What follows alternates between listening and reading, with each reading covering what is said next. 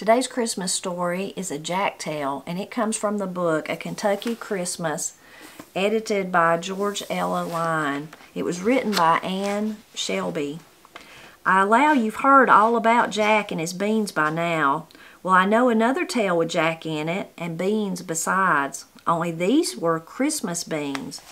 Jack was living up at the head of the holler with his mommy and his poppy and his brothers, Will and Tom, and they were not rich people. To tell the truth, they didn't have much of anything at all.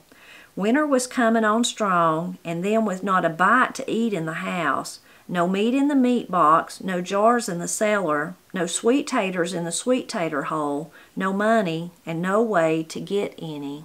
Then to beat it all, 3 days before Christmas, the cow went dry, and the hen, seeing how things were going, got so down and discouraged she couldn't lay one more egg.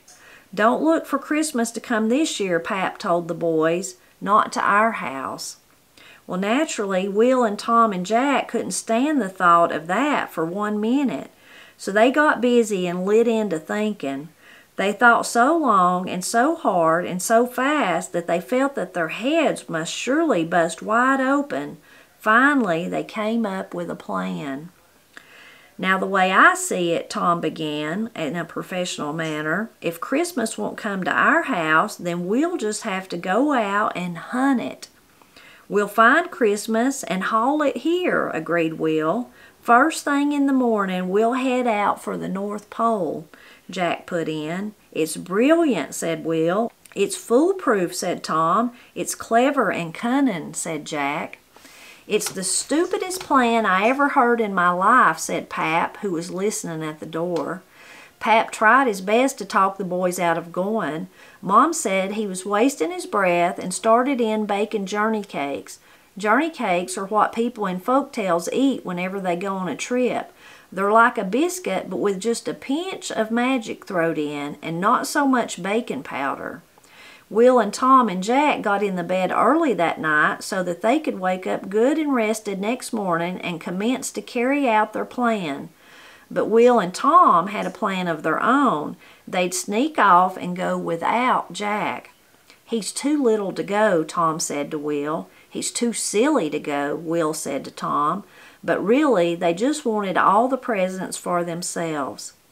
Next morning, 2 days before Christmas, Will and Tom got up before daylight, slipped around real quiet, and pulled out for the North Pole, left Jack asleep in the bed.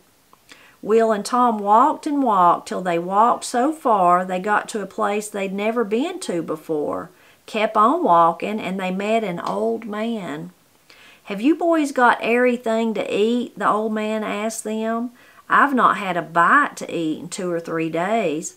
"Sorry, old uncle," said Will. "We ain't hardly got enough for our own selves." "And we've got no time to fool with you," added Tom. "We're leaving this country, headed north." And they left the old man a-standing there, just as hungry as he had been before. Will and Tom walked on, and it got late up in the day. Directly the sun eased down behind the mountains, and it set in cold, cold as kraut. Will and Tom walked on, and they met an old woman, and she had no coat on, just a little old raggedy dress, and carrying an empty basket. She was so cold she was blue. "Will one of you good fellers give me your coat to wear a minute?" she asked them. "I'm about froze to death." "Sorry, old sister," said Will. "We'll be needing our coats such a night as this. And we've no time to fool with you," added Tom. "We're out on important Christmas business." So on they walked, and along about dark they came to a wilderness place. Not a light, not a house, not a soul in sight. They'd already eat all their journey cakes, and even with their coats on, they were so cold their teeth clattered in their heads. Neither one said it, but they were both having second thoughts about the plan. Right then they spied something coming down the road. They'd seen nothing like it before in their lives and had no notion on earth what it might be. Whatever it was big as a haystack and white as the snow, and it was headed right at them. Will and Tom's eyes got big as saucers. They turned around and took out of there just as hard as they could go, yelling and hollering every step of the way, and did not stop till they got back home, where they jumped in the bed and pulled the covers up over their pointy little heads. Next morning, the day before Christmas, Jack woke up and told his mommy he reckoned he'd head up towards the North Pole. Mam packed his journey cakes, and Jack put on his old raggedy coat and lit out. Jack walked and walked till he walked so far he got to a place he'd never been to before, and he met that old man. "Jack, have you got everything to eat?" the old man asked him. "I've not had a bite to eat in 3 or 4 days." "Why, sure," said Jack, and pulled out the journey cakes. "It's not much, but you're welcome to it."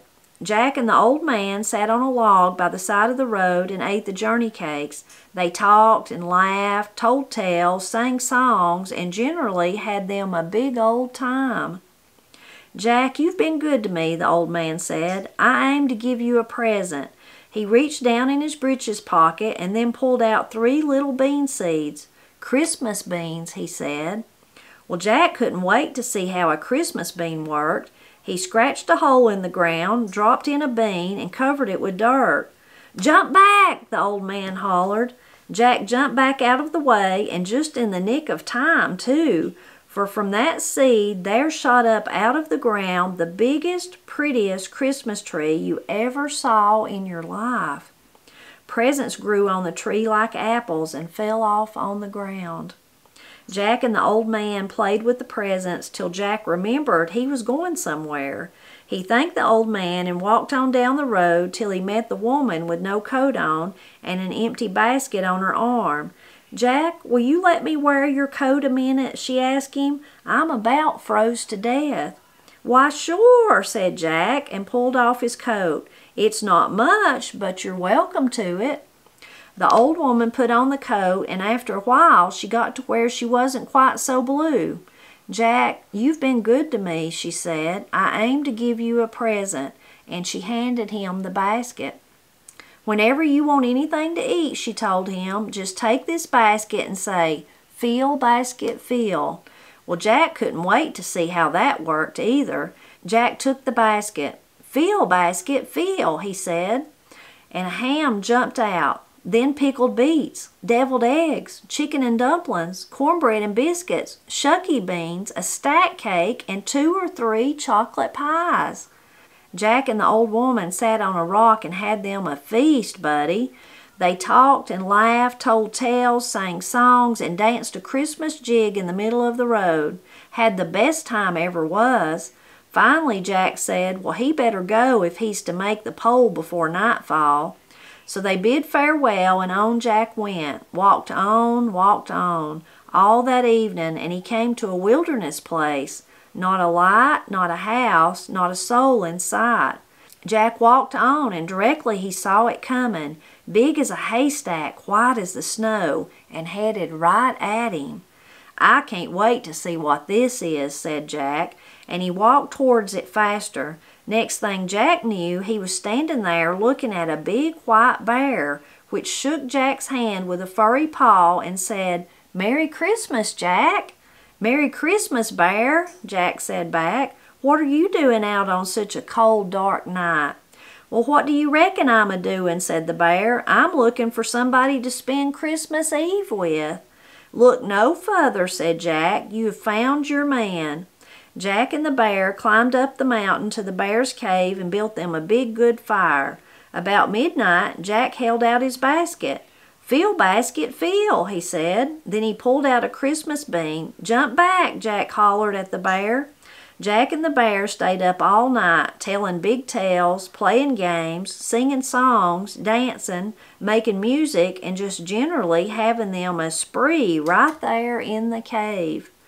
Then they went outside.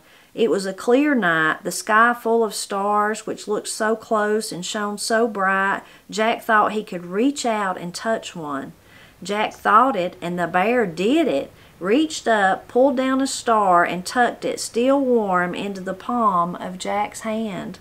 "Jack, you're mighty good company," said the bear, "but you might ort to go home for Christmas to your mommy and your poppy and your brothers Will and Tom.